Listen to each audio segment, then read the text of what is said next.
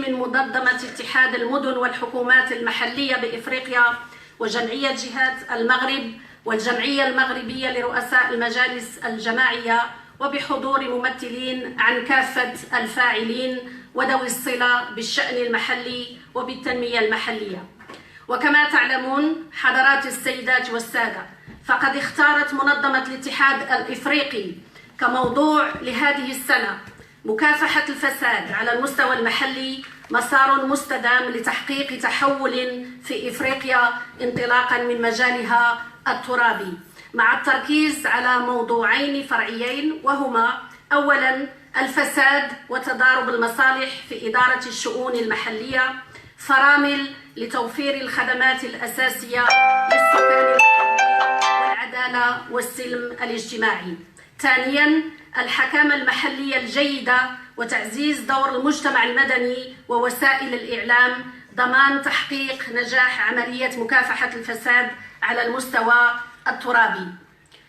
معالي السيدات والسادة الحضور الكريم، خير ما نستأنف به أشغال هذه الندوة آيات بينات من الذكر الحكيم.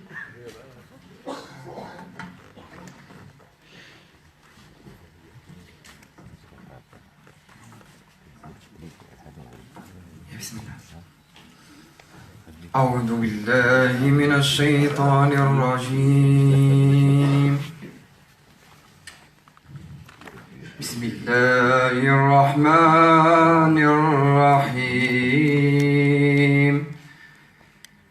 الحمد لله رب العالمين الرحمن الرحيم مالك يوم الدين، إياك نعبد وإياك نستعين، اهدنا الصراط المستقيم، صراط الذين أنعمت عليهم غير المغضوب عليهم ولا الضالين. لله ما في السماوات والأرض، وإن تبدوا ما في أنفسكم وتخفوه يحاسبكم به الله، يغفر لمن يشاء ويعذب من يشاء، والله على كل شيء قدير. آمن الرسول بما أنزل إليه من ربه والمؤمنون، كلنا آمن بالله وملائكته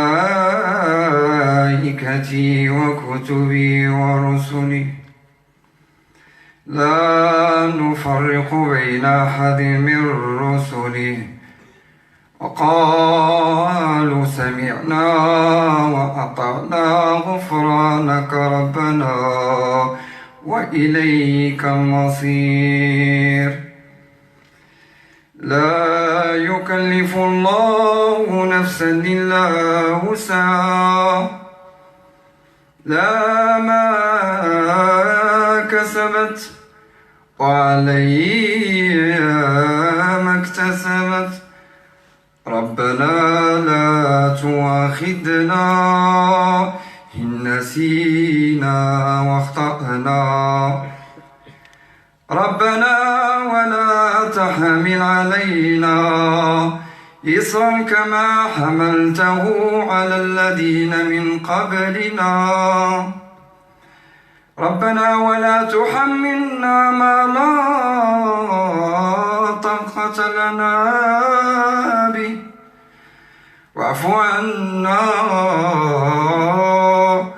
واغفر لنا وارحمنا، أنت مولانا فانصرنا على القوم الكافرين.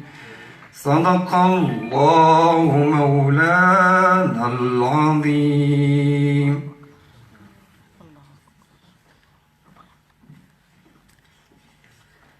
معالي السيدات والسادة الحضور الكريم، النشيد الوطني للمملكة المغربية.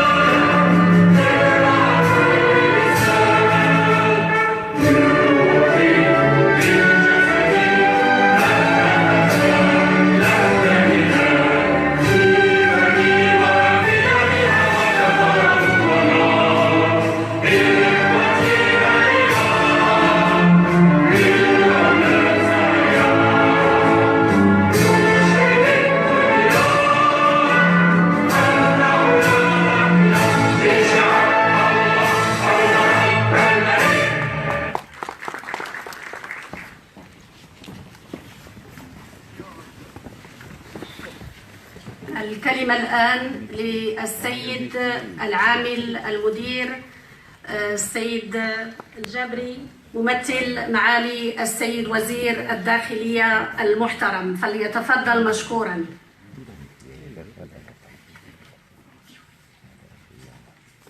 بسم الله الرحمن الرحيم والصلاة والسلام على أرسل المرسلين. اسمحوا لي ببدء أن أقدم هذه الكلمة باللغة الفرنسية، أنه الترجمة غير متوفرة، ولكن الآن متوفرة. أعتذر.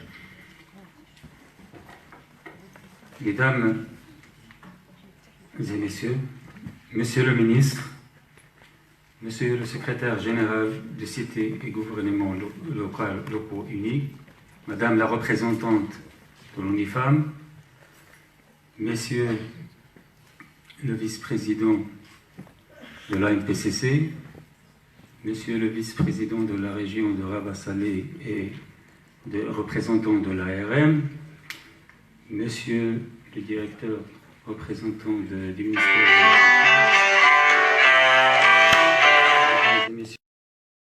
l'Éducation, Mesdames et Messieurs, permettez-moi tout d'abord, au nom de Monsieur le ministre de l'Intérieur, de souhaiter la bienvenue à tous les participants et de remercier les organisateurs pour avoir collaboré pour célébrer, à l'instar des autres pays africains, cette journée africaine de la décentralisation et du développement local dont la symbolique me tient à cœur, qui se tient sous le thème « Lutter contre la corruption au niveau local ». Une voie durable pour transformer l'Afrique à partir de ces territoires. Le choix de cette thématique est plus que pertinent, car la corruption n'a pas seulement des conséquences sur le développement économique et social, mais pervertit les règles de la démocratie et altère les fondements de l'état de droit. La lutte contre la corruption passe par la consécration des valeurs de mérite, de transparence, d'égalité, de chance et d'intégrité. Valeurs que notre Constitution leur a réservé le titre 13, dédié spécifiquement à la bonne gouvernance, érigeant ainsi en principe constitutionnel la reddition des comptes, la responsabilité, la probité et la transparence. Il est ainsi de la ratification du Royaume du Maroc en 2007 de la Convention des Nations Unies contre la corruption, l'adoption en 2015 de la stratégie nationale de lutte contre la corruption et la création de la Commission nationale anticorruption chargée du suivi de cette stratégie. Mesdames et messieurs, la consécration de la démocratie, le renforcement des droits de l'homme et l'élargissement des libertés publiques et individuelles sont sans conteste des chantiers majeurs du projet de société moderne, démocratique et solidaire, initié et porté par Sa Majesté le roi Mohammed VI, que Dieu l'assiste, où le Maroc a enregistré au cours des dernières années de grandes avancées. De même, la consolidation du processus de décentralisation qui constitue un choix irréversible et participe d'une volonté affirmée d'ancrer la pratique de démocratie de proximité, d'agir au plus près des populations et de promouvoir une participation citoyenne à la gestion des affaires locales est au centre d'intérêt des pouvoirs publics. Devant les évolutions importantes qu'a connues le Maroc en matière de décentralisation et des expériences accumulées par notre pays depuis plus d'un demi-siècle, les lois organiques relatives aux collectivités territoriales sont venues pour dresser une nouvelle architecture territoriale basée sur la régionalisation avancée et sur les fondements constitutionnels, je cite notamment le rôle prééminent de la région par rapport aux autres collectivités territoriales dans les opérations de préparation et suivi des programmes de développement régional et des schémas régionaux d'aménagement du territoire. Le principe de la libre administration et les règles de gouvernance pour l'application de ce principe, ainsi que les dispositions de contrôle et de reddition des comptes. L'encouragement de la coopération et des partenariats et la mise en place de groupements de communes pour la réalisation des projets de développement, la mutualisation et la solidarité entre les communes. L'encouragement le renforcement du rôle des citoyens et de la société civile à travers des mécanismes participatifs de dialogue et de concertation et du droit aux pétitions. L'octroi du droit de l'exécution des délibérations des conseils des collectivités territoriales aux présidents des conseils élus. La dotation des collectivités territoriales de ressources financières propres et de ressources financières affectées par l'État. Cette dynamique de régionalisation avancée ne peut prendre son élan qu'à la dynamisation de la déconcentration administrative, et c'est à juste titre que Sa Majesté le roi Mohammed VI, que Dieu l'assiste, l'a rappelé dans le discours du trône de cette année, en demandant, je cite, « Faire adopter la charte de déconcentration administrative avant la fin du mois d'octobre prochain. Cet instrument donnera les moyens aux responsables locaux de prendre leurs décisions et d'exécuter les programmes de développement économique et social en accord et en cohérence avec les visées de la régionalisation avancée. » Mesdames et messieurs, si la lutte contre la corruption passe par l'opérationnalisation des dispositifs juridiques de lutte contre ce phénomène contre-productif et la répression des prévaricateurs, elle se concrétise aussi par l'accompagnement et la modernisation des structures de l'État et des collectivités territoriales, pour hisser leur action au niveau d'efficacité et d'efficience attendu. À cet effet, plusieurs chantiers sont ouverts, dont l'objectif est l'amélioration de la qualité des prestations et services dispensés par l'administration décentralisée. C'est le cas notamment de la mise en place d'un référentiel des emplois et des compétences, ce qui permettra une modernisation de l'administration territoriale. Le renforcement des capacités des élus sur leurs devoirs et responsabilités à travers l'élaboration et la mise en œuvre des schémas directeurs régionaux de formation et la mise en place d'une plateforme de formation à distance. La réalisation et la mise à disposition des outils méthodologiques et guides pour la promotion de la démocratie participative, et notamment l'opérationnalisation des instances d'équité, d'égalité des chances et de l'approche genre, et également l'exercice du droit des pétitions. L'accompagnement des communes par la mise en place de structures chargées de l'audit interne, par le renforcement des capacités et la mise à disposition de la charte de l'audit interne des guides techniques pour mener les missions y afférentes. La simplification des procédures et la mise à disposition des collectivités territoriales d'un manuel actualisé des procédures les plus usitées.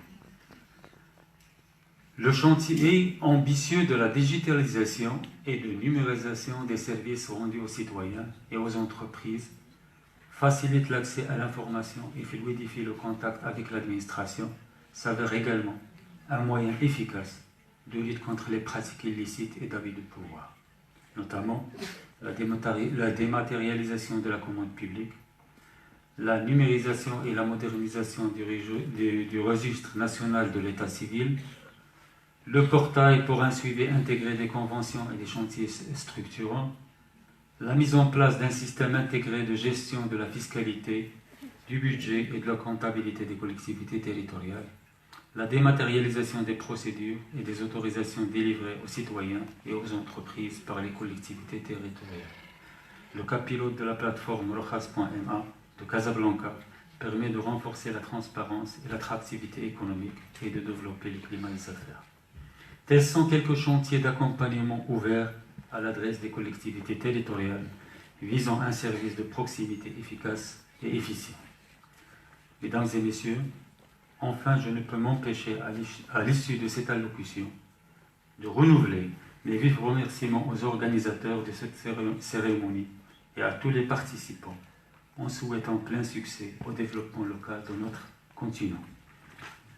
Je tiens aussi à renouveler mes remerciements à cités et gouvernements locaux unis d'Afrique en la personne de son secrétaire général pour son engagement dans le renforcement des partenariats entre pays africains, particulièrement en matière de décentralisation et l'enracinement des principes de bonne gouvernance des affaires locales. Merci pour votre attention.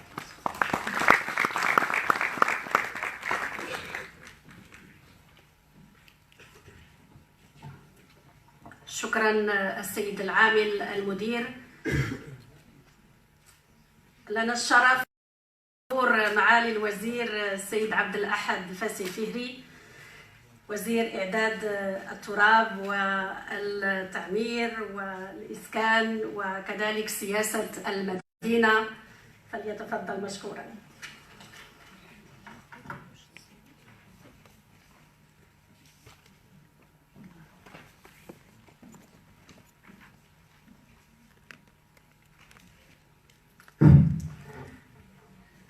المرسلين، السيدات والسادة الحضور الكريم، كل واحد بصفته واسمه. في الواقع ما كانش مبرمج ناخذ الكلمة، ما كنتش ناوي ناخذ الكلمة وما كنتش مبرمج هذا الحضور. كنت هاد الأيام الأخيرة في تنقل واكتشفت الدعوة هذا الصباح، وبشكل تلقائي قررت الحضور معكم. اولا احتراما وتقديرا لواحد امراه لا شيفي اوفريير دو سيت رونكونت، السيده نجاة زروق، الذي اكن لها كل احترام وكل تقدير، وحقا من الاطور اللي يحق المغرب ان يعتز بها نظرا لعملها لا على الصعيد الوطني ولا على الصعيد الدولي، ثم كذلك لأهمية هذا الموضوع. وتنبغي نهني المنظمين ديال هذا اللقاء على اختيارهم هذا الموضوع. وبغيت إذن في بعض الدقائق نتقاسم معكم بعض الأفكار وبعض الآراء فيما يخص هذه الإشكاليات ديال اللامركزية ومحاربة الرشوة. أولا المغرب إذا اختار واختيار لا رجعة فيه يتقدم نحو اللامركزية ونحو الجهوية، وربما تأخرنا شوية في هذا الورش، والتأخر راجع لواحد العدد ترددات وطروحات تدافع عليها لي في سنتراليزاتور، بعض الناس اللي متشبتين بالمركزية. الفكرة هي أنها المركزية والتمركز هي واحد النوع من الضمانة لتجنب واحد العدد ديال السلوكات والممارسات لا أخلاقية على الصعيد المحلي، كأن التمركز هو الضمانة ضد جميع المخاطر ديال الرشوة. أولا ما كان برهان ملموس بأن التمركز تضمن الممارسات الخالية من الرشوة. كان أمثلة كثيرة فين بالعكس الإفراط في التمركز هو اللي أدى في كثير من الأحيان لواحد الأعداد ديال الاختلالات والممارسات اللا أخلاقية. ثم لا تمركز، لا مركزية، هذا مسار ما عندناش اختيار آخر مع هذا الاختيار، لأن المسار الديمقراطي للبلاد، المنحة الديمقراطية للبلاد تقتضي أننا نعزز اللامركزية. بطبيعة الحال هذا تؤدي الى واحد العدد ديال المخاطر، تعدد ديال مراكز القرار، ديال مراكز ديال اتخاذ القرار، ديال مراكز السلطه اللي غتكون في شتى اذا عبر التراب الوطني، وتكون شي مركزه تجعل بالفعل ان المخاطر ربما تتكاثر. ولكن لمواجهه هذه الظاهره ماشي الرجوع الى تمركز، نشوفوا كيفاش في نفس الوقت تنعزوا الاختصاصات تاع المصالح اللامركزه تاع المجالس الترابيه الى غير ذلك، في نفس الوقت كيفاش نوضعوا الاليات اللي تتقلل من المخاطر ديال الرشوه وديال السلوكات لا اخلاقيه. بغيت نتقاسم معكم بعض الامثله في القطاع اللي انا اتشرف في تسييره، واللي في الواقع جوج قطاعات، من جهه التعبير واعداد التراب، ومن جهه اخرى السكنه وسياسات المدينه، اللي تتبين هذه الجدليه ما بين من جهه ضروره ديال تدبير القوم اساسيه، وفي نفس الوقت ضرورات وضع الاليات اللي تجعلنا نقلوا ونواجهوا المخاطر ديال الرشوه. اولا في مجال التعمير، التعمير ولا ماشي فقط في المغرب، في العالم كله، هو فضاء ومجال ديال التضارب وديال تعارض مصالح مختلفه. وبطبيعه الحال هذا المجال اكثر من غيره مهدد بمخاطر ديال الرشوه. كيفاش يمكننا نواجهوا هذه الظاهره؟ اعتقد كاين جوج ديال محاور الاشتغال الاساسيه. اولا ضروره ديال اعاده الاعتبار لما يسمى بالتخطيط الحضاري، لا بلانيفيكاسيون اوربان، ووضع وثائق التعمير. هذه اعتقد مساله اساسيه. وضع وثائق التعمير، اما ما يسمى بالشيما ديريكتور داميناجمون، اما لي بلان داميناجمون، تصاميم التهيئه الى غير ذلك، امر ضروري. بالتاكيد خصنا نطوروا المقاربه ديالنا، خصنا وثائق ديال التعمير اكثر ليونه، اكثر قابله للتطبيق، ما تدخلش في كثره ديال التفاصيل اللي من بعد تجعل ان التفعيل ديالها تصعب، ولكنها مساله ضروريه، حيث هذه وثائق التعمير والتخطيط الحضاري هو اللي يتمكن بمعالجه القضايا في شموليتها. كل خطا في القضيه التعمير ان نعالجوا كل مشروع على حده، دقه بدقه، بدون تصور شامل. اذا اعتقد هذه مساله اساسيه لعزو هذا العمل ديال التخطيط الحضاري وديال التغطيه ديال التراب الوطني بوثائق ديال التعمير، حتى يكون تصور شمولي عبر واحد العدد ديال المقاربات مبنيه على التشاور، على اللامركزيه الى غير ذلك، ولكن تتوضع بعض الضوابط لتجعل ان مثلا المدن ديالنا ما تطورش على حده بدون النظره الشموليه. ثم النقطه الثانيه فيما يخص الأوربانيزم اوبيراسيونيل، التعمير العملياتي، ينبغي بطبيعه الحال ان نمشي في تبسيط المساطير، في التدبير اللامادي. اعتقد هذه مساله اساسيه، والاصلاح اللي حنا بصدده ديال لي سيري ديال المراكز الجهويه ديال الاستثمار، اللي في اعتقادي ما خصوش ينحصر على اصلاح ديال لي سيري، ولكن خصو يكون اصلاح ديال منظومه الاستثمار ككل.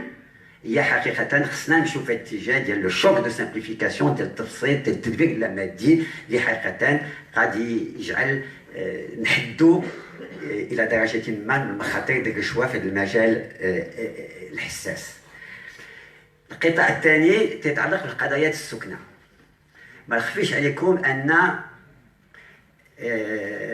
منذ ان تحملت هذه المسؤوليه كاين واحد النوع من الصدمه ما بين من جهه المجهودات وحجم الاستثمارات التي تقوم بها الدوله في مجال محاربه مختلف اشكال ديال السكن غير اللائق، مدن الصفيح، المباني الى السقوط، الاحياء ناقصه التجهيز الى غير ذلك. مبالغ هامه وهامه جدا، مثلا في مباني فيما يخص البرنامج بودوبيان الصفيح منذ 20 سنه 30 مليار ديال الدرهم، 30 مليار درهم، ماشي كلها ديال الدوله، تقريبا نص ديال الدوله، 30 مليار ديال الدرهم. اذا استثمارات كبيره وكبيره جدا. عندي قناعه بان يمكننا نقويو النجاعه ديال هذا الاستثمار العمومي ديال المجهودات ونضعفوها ربما بجوج ثلاثه. مثل كنت نتكلم على النجاعه تنتكلم على الاثار على المواطنين، على الاثار الحقيقي الملموس على ارض الواقع. الامر ما يتعلقش فقط بمحاربه الرشوه، مع العلم ان بالفعل كاين واحد العدد السلوكات وحدد الممارسات تجعل ان هذا المجهود وهذه الاموال اللي تتصرفها الدوله ما تستفدش دائما منها الناس اللي تستحقوا، اي الناس المحرومين والناس اللي تسكنوا في ظروف غير لائقه. كاين هذا الجانب، ولكن بصفه عامه هناك ضروره لتفكير عميق في مراجعه واحد العدد ديال المقربات. والامر اذا يتعلق بارتباط مع مساله محاربه الرشوه وكذلك تطوير المقربات ديالنا تيتعلق بواحد المساله اساسيه، كيفاش نقويو النجاعه ديال الاستثمار العمومي. الدوله تتصرف الكثير، واش بالفعل هذا تؤدي الى اثر حقيقي وملموس على المواطنين؟ واش ما يمكنناش نحسنوا هذا الاداء؟ اعتقد هذا سؤال اساسي خصنا نشتغلوا عليه. بغيت اذا نجبد امامكم هذه الامثله لانني اعتبر بانها تتبين بوضوح هذه العلاقه اللي كان ما بين جهه ضروره التدبير القرب اللامركزيه من جهه، وكذلك من جهه اخرى ضروره عقلنه التدبير ومحاربه مختلف اشكال ديال الرشوه عبر هذه المساله ديال توسيع المساطر، التدبير المادي، تكوين، تحسيس الى غير ذلك. اتمنى الى هذا الاجتماع كامل النجاح، وشكرا على انتباهكم.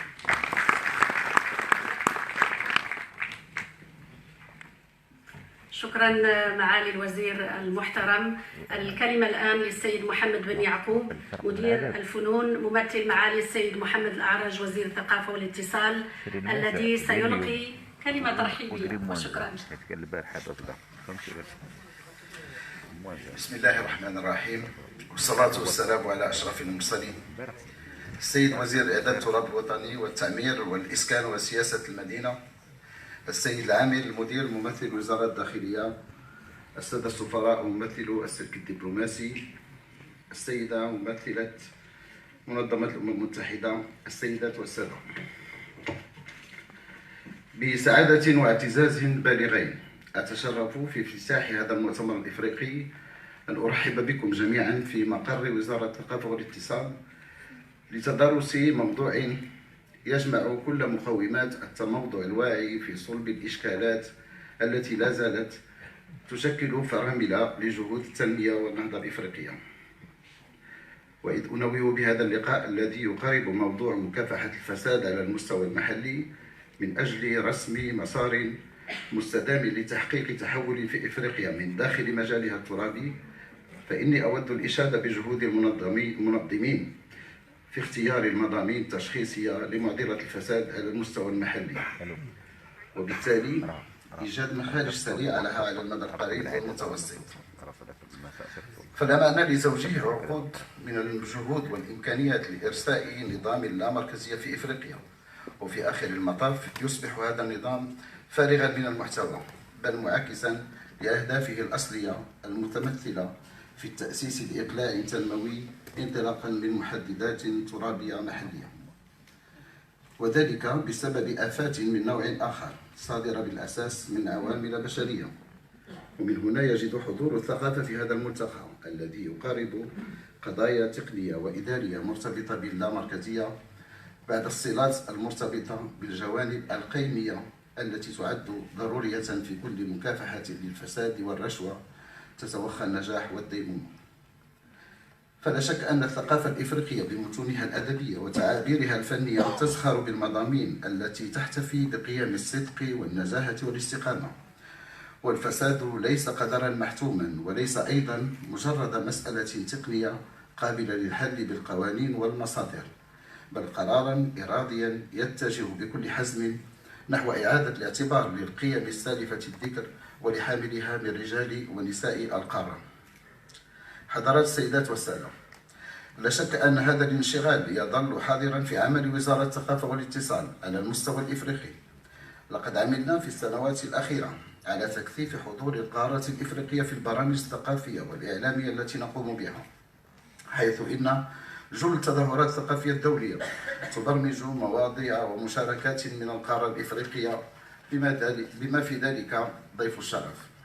كما أن المبادلات الثقافية في مجال المكتبات ومعارض الكتاب عرفت كذلك تطورا ملحوظا، كل ذلك بنفس تصاعدي سيحقق بدون شك مكاسب هامة في مجال التعاون القاري، لا سيما فيما تروج له الثقافة من قيم ومن فضائل ذات أهمية قصوى في دعم التنمية الشاملة ومكافحة الرشوة والفساد. أترك للمشاركين عناية الخوض المتخصص في محاور المؤتمر، وأتوجه بالشكر والتقدير إلى منظمة اتحاد المدن والحكومات المحلية بإفريقيا وجمعية جهات المغرب والجمعية المغربية لرؤساء المجالس البلدية ولكافة المشاركات والمشاركين والحاضرات والحاضرين، رجيا لهم لحظات الاستفادة والإفادة بفعاليات هذا المؤتمر الهام. والسلام عليكم ورحمة الله.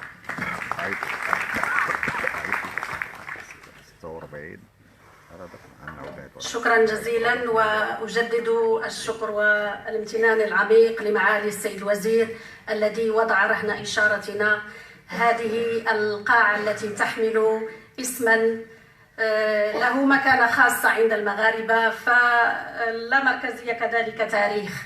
شكرا. الكلمة الآن للسيد النائب المحترم محمد عواد ممثل جمعية جهات المغرب، فليتفضل مشكورا.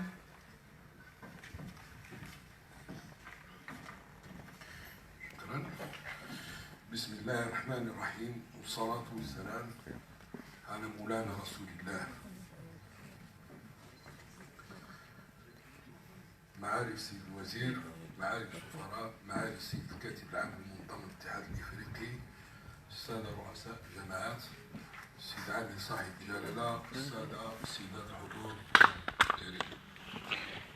يسعدني أن أتدخل باسم رئيس جمعية رؤساء الجهات بالمغرب لإشغال هذه الندوة المهمة في موضوع محاربة الرشوة على المستوى المحلي، مسلك مستدام لتحول إفريقيا انطلاقا من أراضيها. وبمناسبة اليوم الإفريقي للامركزية والتنمية المحلية، إن اختيار منظمة المدن والحكومات المحلية المتحدة لإفريقيا المغرب لاحتضان فعالياتها اليوم والاحتفال به عن طريق هذه الندوة التي ستشكل مناسبة لتبادل التجارب والخبرات في مجال الحكامة ومكافحة الرشوة والفساد، يكرس من جديد حضور البعد الإفريقي الذي ينهجه المغرب في سياسته الخارجية بقيادة جلالة الملك محمد السادس، الذي ما فتئ منذ سنوات ومن خلال زيارته المتعددة للدول الإفريقية أن يعيد إفريقيا إلى وضعها الطبيعي خاصة على المستوى الاقتصادي.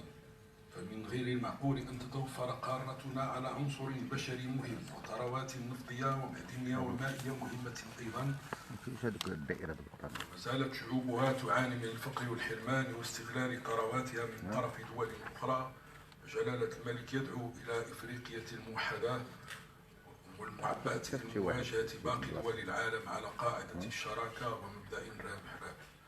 بل إن جلالته يعتبر التزام المغرب بالدفاع عن مصالح إفريقيا ليس وليد اليوم، بل هو نهج راسخ موروث عن الأجداد وإيمان صادق بوحدة المصير وثمرة تفكير عميق وواقعي ووفق مقاربة تدريجية تقوم على التوافق.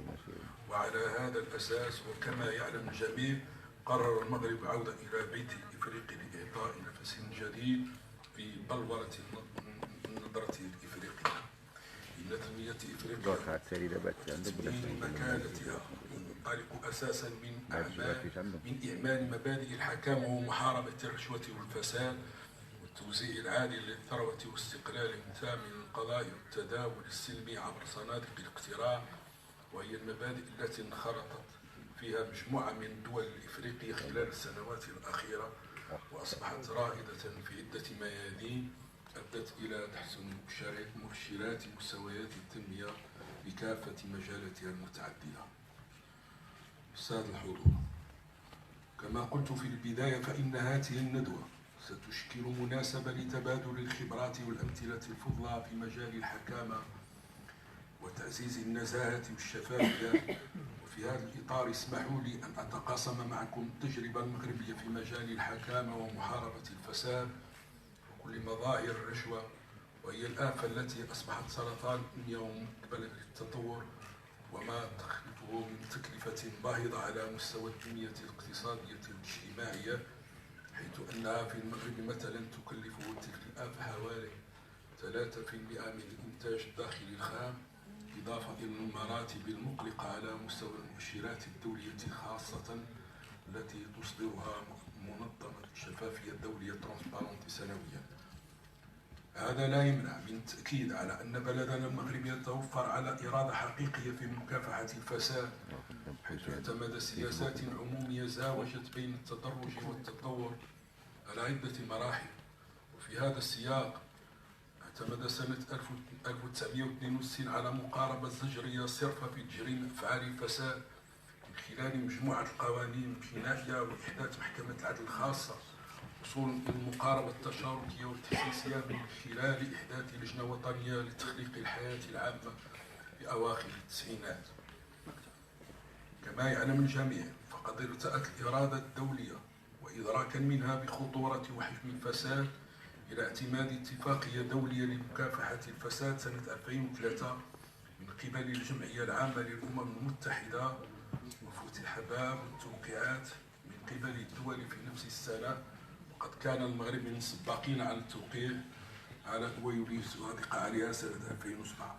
إن مصادقة المغرب على الاتفاقية الدولية لمكافحة الفساد شكلت منعطفا حاسما في مشواره مع محاربة الفساد، حيث اتخذ عدة إجراءات قانونية وتدابير وقائية من أجل التنفيذ الفعلي لبنود ومضامين تلك الاتفاقية، وهو ما سيكرسه دستور 2001 الذي ارتقى بكافة مؤسسات الحكامة إلى مؤسسات دستورية، وكان أولها على مستوى المؤسسات تنصيب الهيئة المركزية للوقاية من الرشوة كهيئة استشارية في مجال محاربة الفساد، ليعمل دستور 2011 إلى الارتقاء بها إلى مؤسسة دستورية وتحويلها إليها الوطنية للنزاهة والوقاية من الرشوة، ثم المصادقة على القوانين المتعلقة بالتصريح بالممتلكات سنة 2008، حيث أصبح لازما مجموعة كبيرة من المسؤولين الموظفين التصريح بذمتهم المالية وذمة أطفالهم القاصرين لدى المجلس الأعلى والمجالس الجاوية للحسابات، ثم الارتقاء بالمجلس الأعلى للحسابات إلى مستوى هيئة عليا للمراقبة المالية العمومية للدولة، ثم إحداث ديوان المظالم الذي تحول إلى مؤسسة الوسيط سنة 2011 الذي سيتخصص في نطاق العلاقة بين الإدارة والمرتفقين، ثم إحداث مجلس المنافسة للصارع عن المنافسة الحرة النزيهة ومناخ الاستثمار، ثم إحداث وحدة معالجة المعلومات المالية المختصة في غسل الأموال وتمويل الإرهاب التابعة لرئيس الحكومة، ثم إحداث أقسام للجرائم المالية ببعض محاكم الاستئناف. وعلى المستوى القانوني ثم القانون المتعلق بمكافحة غسل الأموال، ثم القانون المتعلق بالتبادل الإلكتروني للمعطيات الإلكترونية، ثم القانون المتعلق بحماية الشهود فيما يخص جرائم الرشوة والاختلاس واستغلال النفوذ، ثم إقرار القانون المتعلق بالحصول على المعلومة، ثم القانون المتعلق بإلزام الإدارات العمومية والجماعات الترابية وهيئتها المؤسسات العمومية والمصالح التي عهد إليها بتسيير المرفق العام لتعديل القرارات السلبية، ثم المرسوم المتعلق بتحديد شروط وأشكال إبرام صفقات الدولة 2013، ثم إحداث اللجنة الوطنية للطلبيات العمومية، ثم وضع استراتيجية وطنية لمكافحة الفساد تمتد من سنة 2016 إلى 2025، تعتمد على 10 برامج وتتضمن 236 مشروع، مع إحداث اللجنة الوطنية لمكافحة الفساد التي تتولى تتبع تنفيذ هذه الاستراتيجية تحت رئاسة رئيس الحكومة، وغيرها من المبادرات التي ساهمت بتحسين ترتيب المغرب في مؤشرات الرشوة على مستوى الدولي، خاصة ترتيب المغرب سنة 2017 حيث تقدم ب9 مراتب، حيث احتل المرتبة 31 بدل 90 في سنة 2016. كما نستحضر النصوص القانونية المنظمة للمجالس المنتخبة على مستوى الجهة والجماعات الترابية التي تضمنت الكثير من التدابير التي تعلن من شأن الممارسة الديمقراطية، فبدءا من شكليات الترشح كلها تدابير تسهم في تكافؤ الفرص والمنافسة الشريفة والاختلاف ومقاربة النوع. كما جاءت القوانين المنظمة بشروط موضوعية مثل الحكامة كالتنصيص على إحداث مصالح الافتحاص الداخلي ومنع تضارب المصالح، شروط تدبير المالي والإداري للوحدات الترابية. سيدات الحضور، لقد اختار المغرب منذ استقلاله نظام التعددية والتدبير الجماعي للوحدات الترابية، حيث أجريت أول انتخابات سنة 63 لمعلم الدولة ومؤسساتها بضرورة إشراك المواطنين عبر المنتخبين في تدبير شؤونهم المحلية. تجربة تراكمت وتطورت على مر السنين إلى أن جاء دستور 2011 وارتقى بالأحزاب السياسية كمؤسسات دستورية، وأعطى للجماعات والجهات أيضا مكانة متقدمة دستوريا. وبما أننا نمثل هذه المؤسسات المنتخبة على الصعيد المحلي والجهوي، وعلينا أيضا في إطار النقد البناء أن نتطرق إلى الاختلالات ومظاهر الرشوة التي تطبع عمل بعض المجالس ومحاولة بعض التصورات شجاعة لإصلاحها، ماشيا مع مجهودات الحكومة في هذا الباب أيضا من حاجيات التنمية المحلية والجهوية. وأمام ازدياد متطلبات المواطنين فقد وجب وضع آليات كفيلة بالقضاء على آفة الرشوة من خلال فعالية ونجاعة أجهزة المراقبة والتتبع وتفعيل مبدأ ربط المسؤولية بالمحاسبة، والانتقال بالمنتخب المحلي من مفهوم الوساطة بين المواطن والإدارة إلى مفهوم الاستثمار من خلال العمل على جلب الاستثمارات والابتكار والإبداع في تنفيذ المشاريع، علاوة على منح صلاحية أكبر للمجالس المحلية من خلال تقليص أدوار سلطة المراقبة أو الوصاية، وجعل الأمر محصور لمؤسسات الرقابة المالية، ما يجب على الأحزاب السياسية باعتبارها المنتج للنخب المسيرة العمل بشكل أفضل استقطاب الكفاءات وتنمية قدراتها لتكون مستعدة وقادرة على تحمل المسؤولية الجماعية سواء على المستوى المحلي أو الجهوي. وفي الختام أتقدم بالشكر لمنظمة المدن والحكومات المحلية المتحدة بإفريقيا ولوزارة الداخلية على تنظيم هذه الندوة المهمة التي أتمنى من كل مجلس وحكومة محلية العمل على تفعيل توصياتها على مستوى الأقطار الإفريقية بما يسهم في تقدم ورفاهية شعوب القارة، وبما يضمن استفادة الحقوق المنتظمة بالإعلان العالمي لحقوق الإنسان والمنصوص عليه دستوريا أيضا، وأما الحق في السكن والشغل الكريم والصحة وغيرها. شكرا لاستماعكم والسلام عليكم.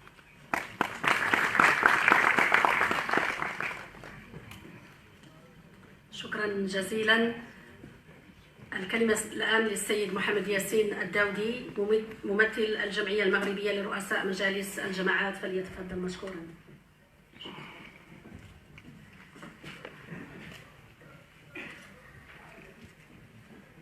بسم الله الرحمن الرحيم والصلاة والسلام على أشرف المرسلين. أولا استسمح المداخلة ديالي بالفرنسية، المرجو قبول الاعتذار.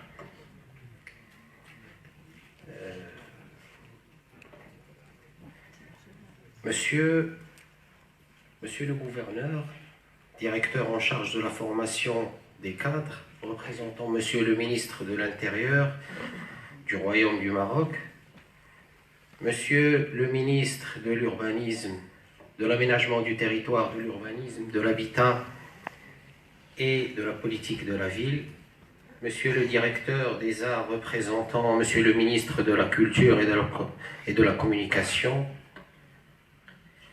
Messieurs les ambassadeurs et représentants des corps diplomatiques, Monsieur le représentant de l'Association des régions du Maroc, Madame la représentante du bureau multi-pays de l'ONU Femmes pour le Maghreb, Monsieur le secrétaire général de CGLU Afrique, Mesdames et Messieurs les maires et élus locaux, chers collègues, Mesdames et Messieurs les experts et les représentants des institutions internationales, Mesdames et Messieurs, honorables assistance. C'est un honneur et un réel plaisir pour l'Association marocaine des présidents des conseils communaux que de célébrer avec vous la journée africaine de la décentralisation et du développement local, inscrite sous le thème de la lutte contre la corruption au niveau local, une voie durable pour transformer l'Afrique à partir de ses territoires. Un choix de thème pertinent, tant la lutte contre la corruption est devenue une préoccupation mondiale. Mesdames et Messieurs, décentraliser, c'est en théorie transférer du centre plus de compétences, plus de ressources financières et humaines aux autorités locales. Mais c'est aussi permettre aux populations locales de suivre de près la gestion quotidienne des services, prestations et investissements publics dans leur territoire. Un suivi quasi impossible dans les systèmes centralisés qui, rappelons-le, ont montré leurs limites tant sur le plan managérial que sur le plan de la lutte contre la corruption, objet de notre rencontre d'aujourd'hui. C'est d'ailleurs la raison pour laquelle les pays les plus avancés ont opté pour la décentralisation de leur mode de gouvernance.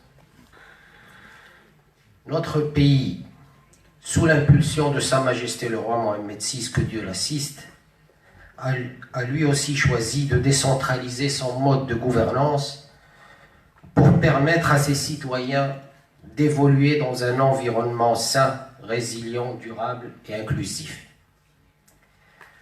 En effet, notre Constitution stipule dans son article numéro 1 que l'organisation du royaume est décentralisée. C'est donc de notre devoir, nous élus et administrateurs locaux et centraux, de veiller à ce que tous les préalables à une décentralisation réussie soient réunis. Une décentralisation réussie garante de la moralisation de la vie publique, qu'elle soit nationale, à l'échelle nationale ou locale.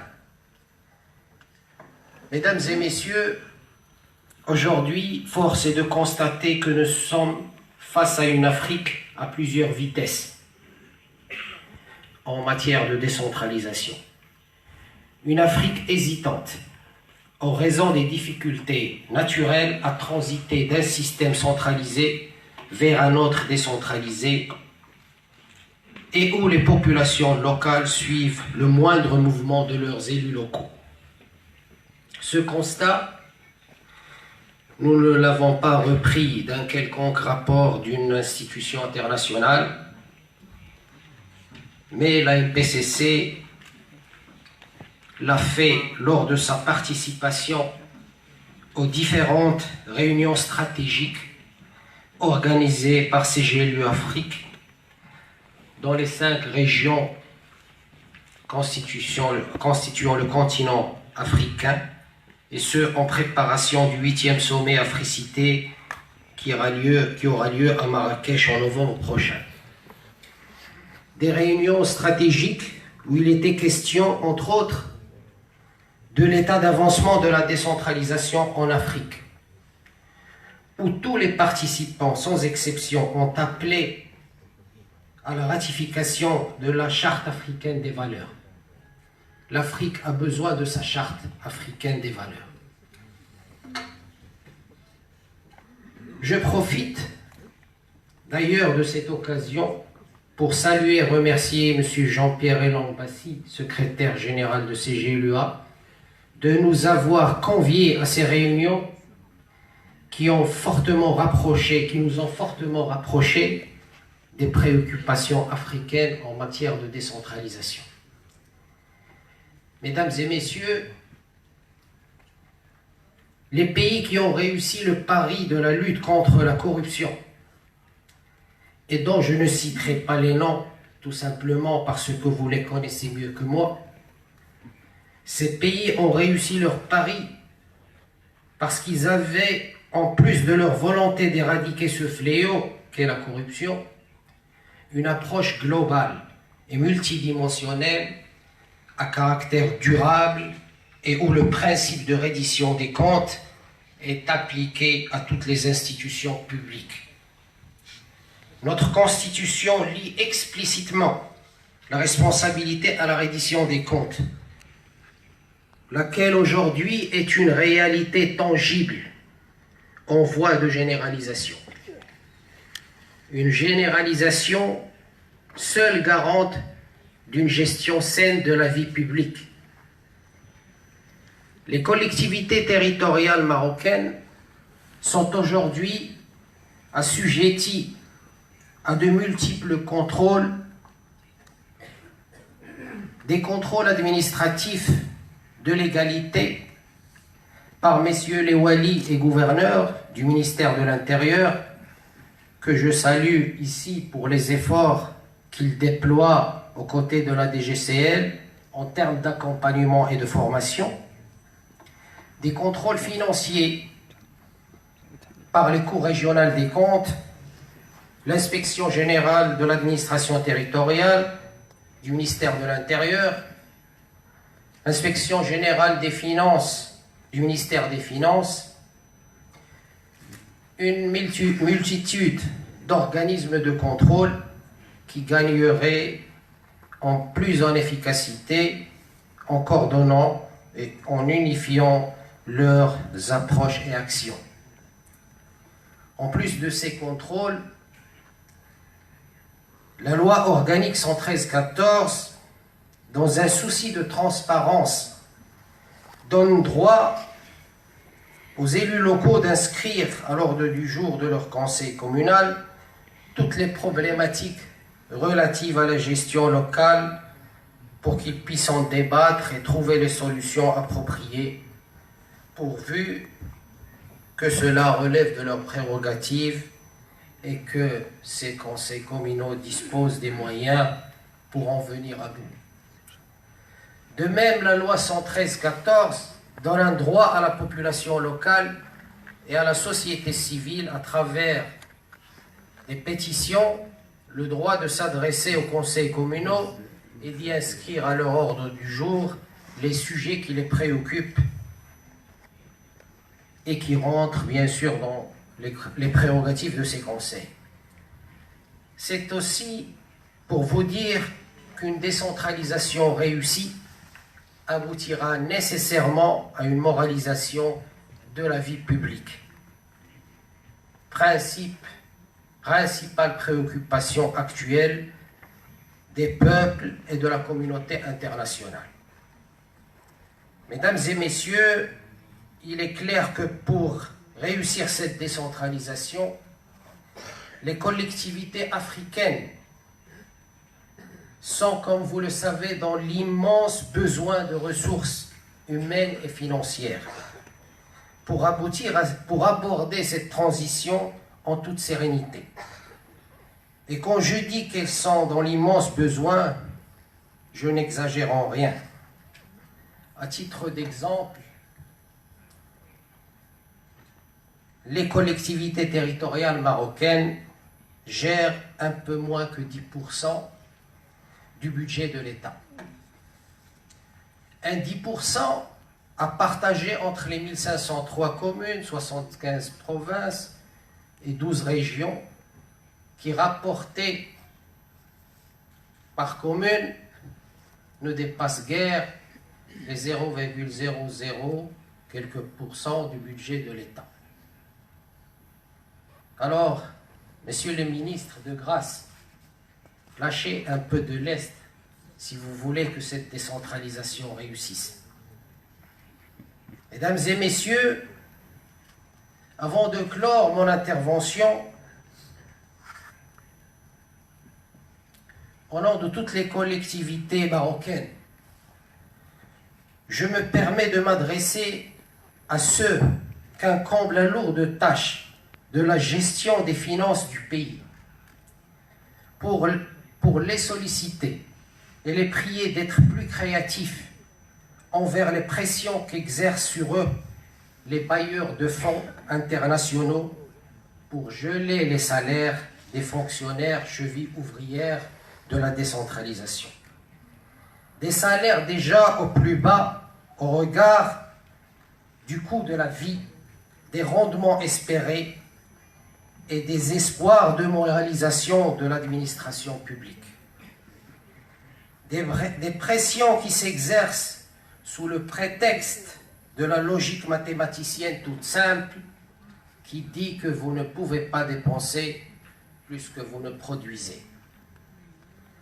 Devant ces pressions, tout gouvernement sera en quête désespérée de ressources financières salutables, recourant à des mesures d'austérité qui aggravent la situation sociale des populations locales, de même qu'il a recours à des mesures d'imposition disproportionnées qui affectent le tissu économique et aggravent la précarité des forces vives, ouvrant ainsi, entre autres, la porte à des pratiques illicites et malsaines, telles que la corruption, que nous condamnons bien sûr et que nous ne nous excusons en aucun cas.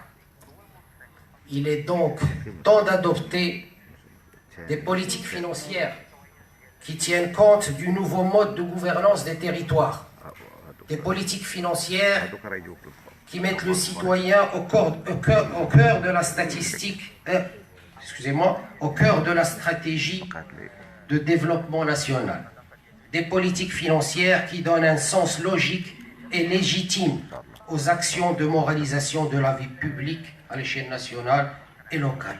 Je vous remercie.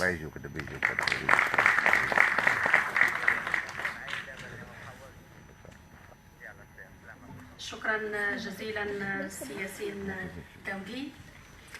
I have now the immense privilege to give the floor to Ms. Leila Rhaoui, UN Women Representative of the Multi-Country Office for the Maghreb. Leila, the floor is yours. And thank you for being here.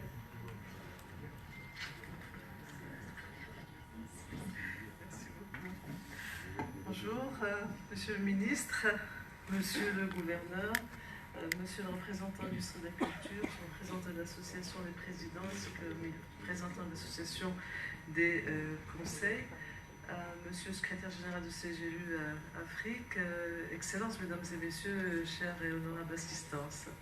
Je suis très heureuse d'être aujourd'hui avec vous au nom de l'entité des Nations Unies pour l'égalité entre les sexes et l'autonomisation des femmes, à l'occasion de cette célébration de la journée africaine de la décentralisation et du développement local, avec comme thématique la lutte contre la corruption. Permettez-moi de féliciter le CGU Afrique, l'Association marocaine des présidents des communes et l'Association marocaine des régions du Maroc, pour le choix du thème de cette conférence et de les remercier pour m'offrir l'opportunité aujourd'hui d'établir les liens entre la dimension genre et la question de la corruption. Mesdames et messieurs, la corruption est un phénomène complexe et multidimensionnel qui affecte les principes essentiels de la démocratie et de l'état de droit, comme l'ont dit mes prédécesseurs orateurs. Par ses multiples formes, abus de pouvoir, détournement de fonds, chantage, népotisme et autres formes, la corruption affecte les femmes et les hommes de manière différente. Compte tenu, vous vous en doutez bien, des inégalités entre les sexes et des relations de pouvoir inégales, les femmes sont dans de nombreux cas et dans de nombreux contextes plus exposées à la corruption et à ses conséquences négatives. Elle affecte donc cette corruption de manière disproportionnée, on le sait, et on l'a prouvé, les personnes les plus pauvres, celles qui sont socialement les plus vulnérables, celles qui sont les plus analphabètes ou illettrées et qui de conséquence ne connaissent pas leurs droits et n'ont pas accès à leurs droits. Or malheureusement, dans ces catégories que je viens de citer, de pauvreté, de marginalisation, d'analphabétisme, de vulnérabilité, ce sont les femmes qui constituent la grande majorité de ces personnes vivant dans la pauvreté. Elles sont donc plus touchées par le cercle vicieux créé par la corruption et qui renforce les inégalités donc, entre les sexes et constitue un obstacle immense pour que les femmes puissent accéder à leurs droits civiques, sociaux et économiques. On le sait, les effets de la corruption se matérialisent et se produisent justement dans différents domaines critiques tels que l'accès aux services de la justice, l'accès aux soins et l'accès à l'éducation, ainsi que l'accès à la participation politique et aussi au budget et aux programmes sociaux et à l'activité économique ou entrepreneuriale. Mesdames et messieurs, le développement ne sera durable que s'il bénéficie autant aux hommes qu'aux femmes. Et les droits des femmes ne seront effectifs qu'à condition de faire partie intégrante des actions plus vastes pour protéger les populations et la planète et pour veiller à ce que tout le monde puisse vivre dans la dignité et le respect. Et c'est donc dans ce cadre que le programme de développement durable à l'horizon 2030 a accordé la priorité aux droits et besoins des groupes les plus démunis pour ne laisser personne pour compte. 2 ans après la mise en œuvre de notre agenda 2030 pour le développement durable, ONU Femmes a publié un rapport de suivi des progrès dans l'atteinte de ces objectifs de développement durable. Et les constats que nous avons pointés sont inquiétants. En effet, selon les données récoltées par notre rapport, les moyens et le rythme de mise en œuvre du programme ne permettront pas d'atteindre les résultats escomptés à l'horizon 2030. La corruption continue à affecter les principes fondamentaux et entraîne la violation des droits humains, principalement les droits des femmes. Elle favorise l'insécurité, elle nuit au bien-être social, réduit la qualité de vie de la population, et renforce les inégalités et les discriminations et constitue une véritable menace pour le développement. Dans la plupart des pays, le droit et les institutions de justice, la police, les tribunaux, les pouvoirs judiciaires continuent de manquer à leurs obligations envers les femmes et les filles, tandis que la tolérance et l'impunité vis-à-vis des crimes commis envers elles restent répandues et souvent entretenues par la corruption. Mesdames et messieurs, l'éradication de la corruption est un processus long et de nombreux défis doivent être relevés pour l'atteinte de cet objectif, dont notamment l'intégration de l'approche genre dans la lutte contre la corruption. En dépit de l'importance de ce phénomène et de l'intérêt croissant pour traiter la relation entre genre et corruption, la littérature et les analyses en la matière restent malheureusement très faibles et n'en sont qu'à leur début. Les cadres de référence, les instruments et les outils en mesure d'analyser la corruption avec une perspective genre abordent rarement donc cette thématique et ne permettent pas d'évaluer de façon spécifique, précis, l'impact différencié de la corruption sur les hommes et sur les femmes.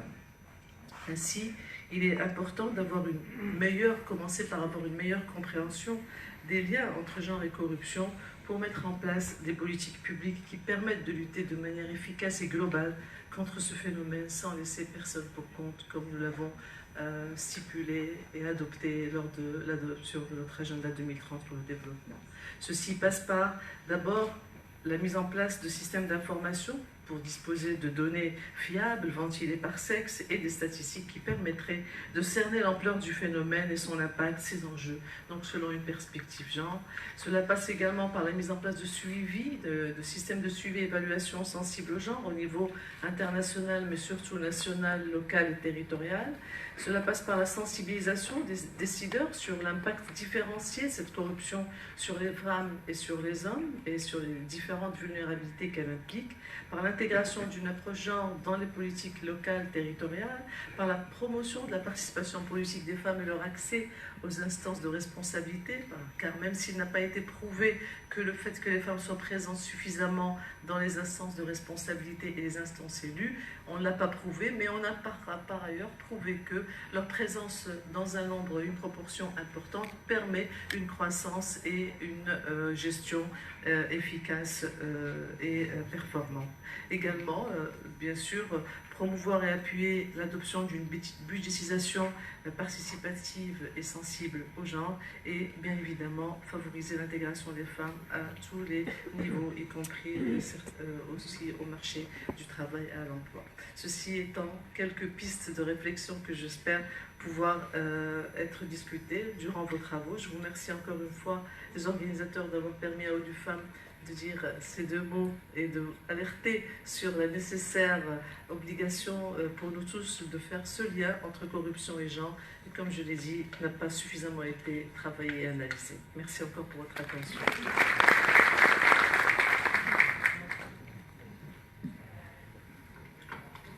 Thank you very much, Mr. Haywi. Et maintenant, j'ai l'honneur et le privilège de donner la parole à un monsieur qui a fait de sa vie, j'allais dire, de sa raison de vivre, la décentralisation, la gouvernance locale et le développement local. J'ai nommé monsieur Jean-Pierre Lambassi.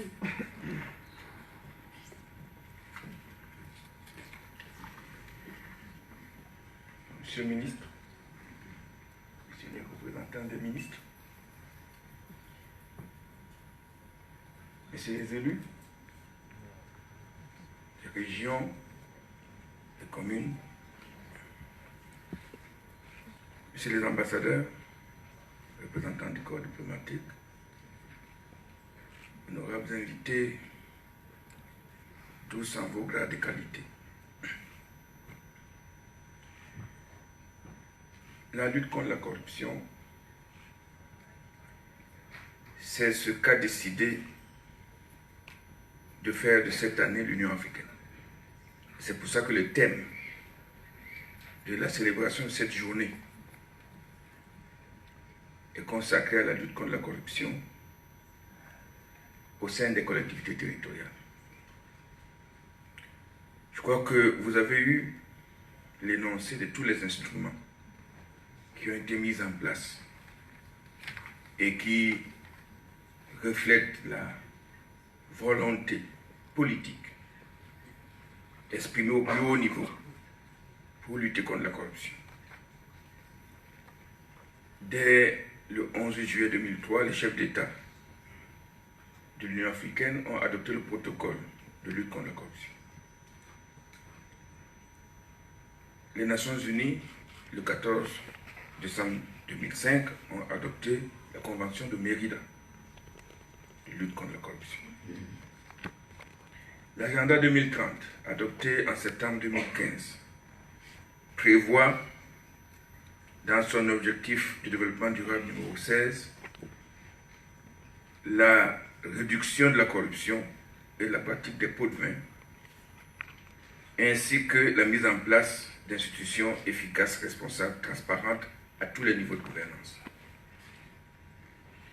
Enfin, je vous l'ai dit, l'Union africaine a décidé de faire de cette année-ci une année pour vaincre la corruption, pour transformer l'Afrique. Alors, puisque tout ceci est dit, redit, puisque apparemment la volonté politique de lutter contre la corruption est là. Comment se fait-il qu'au niveau des populations, l'impression générale, c'est que rien ne change? C'est à cela que nous sommes invités aujourd'hui à réfléchir. CGI Afrique a souhaité s'associer à la célébration de cette journée-ci au Maroc pour l'exemplarité de ce pays dans l'effort réussi de mise en place d'une gouvernance décentralisée. Le Maroc a en effet adopté une constitution qui dit que la promotion de la régionalisation avancée sera le nouveau modèle de gouvernance du pays. Je pense que le Maroc mérite d'être cité en exemple. Mais il faut d'abord que lui-même soit un exemple dans la contribution, le respect des instruments mis en place par l'Union africaine pour les questions de gouvernance locale. Le Maroc n'est pas signataire de la Charte africaine des valeurs et principes de la décentralisation, de la gouvernance locale et du développement local, et c'est dommage.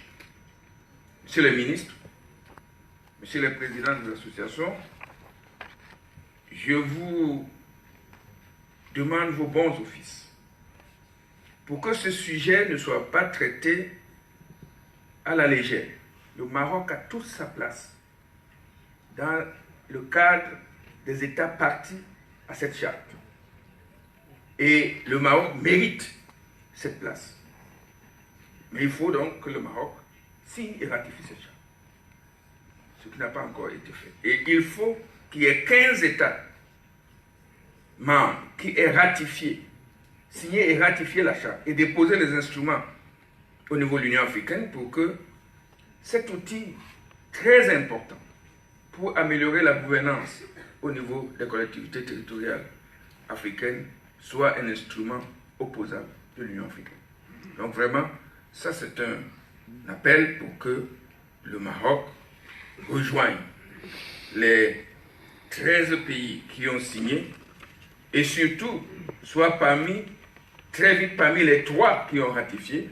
Nous espérions que cette charte entre en service soit opérationnelle dès cette année.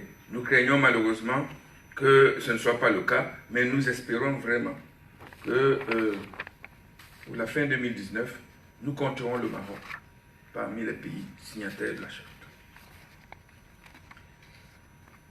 Alors tout est en place. Les institutions sont en place. Les instruments juridiques aussi, j'ai entendu toute la panoplie d'instruments juridiques mis en place au Maroc, qui vous ont été cités. Et pourtant, l'impression de la plupart des citoyens, c'est que la corruption ne recule pas. Au contraire, mais elle avance. Et pourquoi ont-ils cette impression que la corruption avance? Parce que dans les actes quotidiens des administrations locales, celles qui sont en face des populations, on a l'impression que la gestion de la pile de dossiers est un motif de commerce.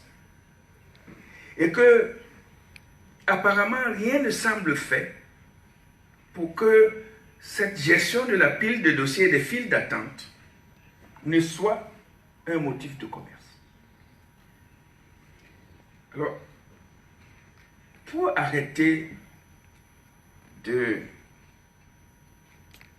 d'épiloguer sur l'action au lieu d'agir, nous avons, pris l'initiative au niveau de CGI Afrique de donner des indications à nos membres, qui sont les associations des collectivités territoriales et des villes et territoires d'Afrique.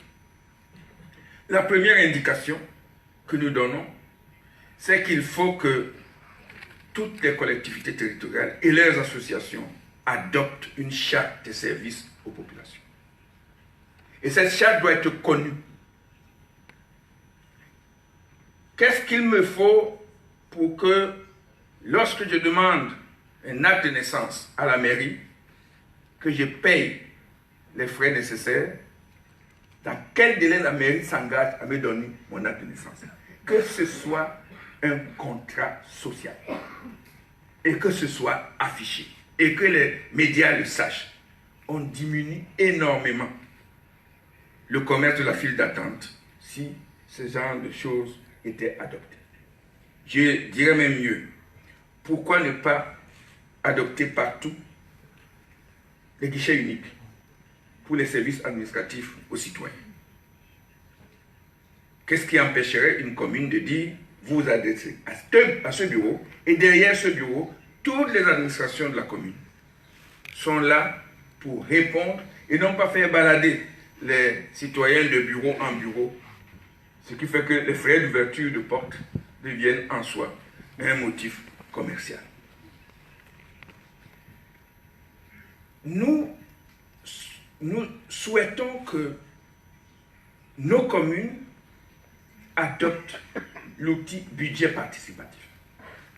C'est un outil qui permet aux citoyens d'être partie prenante de la gestion de la commune. Cet outil a été mis au point au Brésil et est maintenant adopté par plus de 10 000 communes dans le monde. Il y en a 500 en Afrique, il y en a très peu au Maroc. Je pense que l'outil budget participatif est un instrument de lutte contre la corruption. Évidemment, nous sollicitons aussi que les collectivités territoriales adoptent des budgets locaux sensibles au genre. Notre collègue d'ONU Femmes l'a mentionné.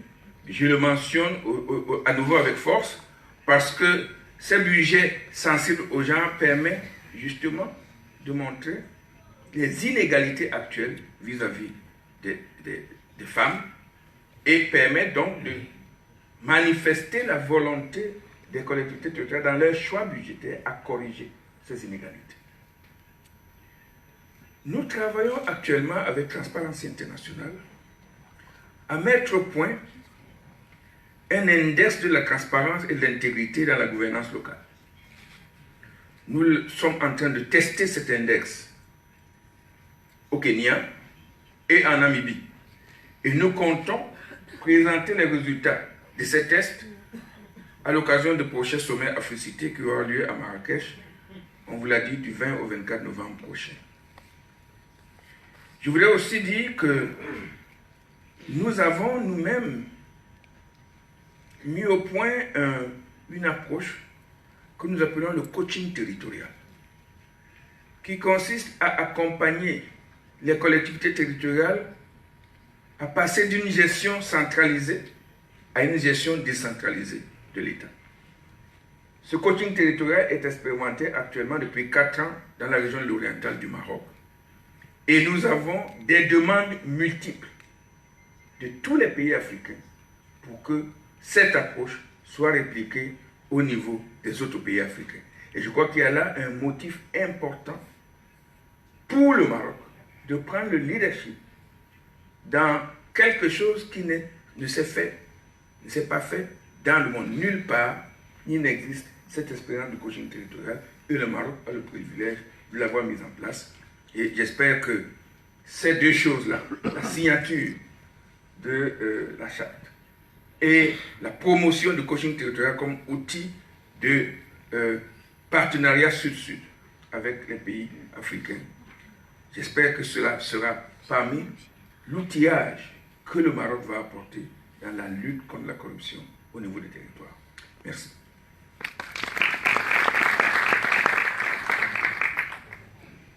Merci, Monsieur le Secrétaire Général de CGLUA Afrique. Honorables invités, Mesdames et Messieurs, nous avons ainsi achevé la cérémonie d'ouverture officielle de notre cérémonie et notre conférence de célébration de cette journée africaine. Les organisateurs vous invitent à une photo pour célébrer ce moment africain et ensuite à un cocktail de bienvenue pour permettre à nos invités de marque de se retirer.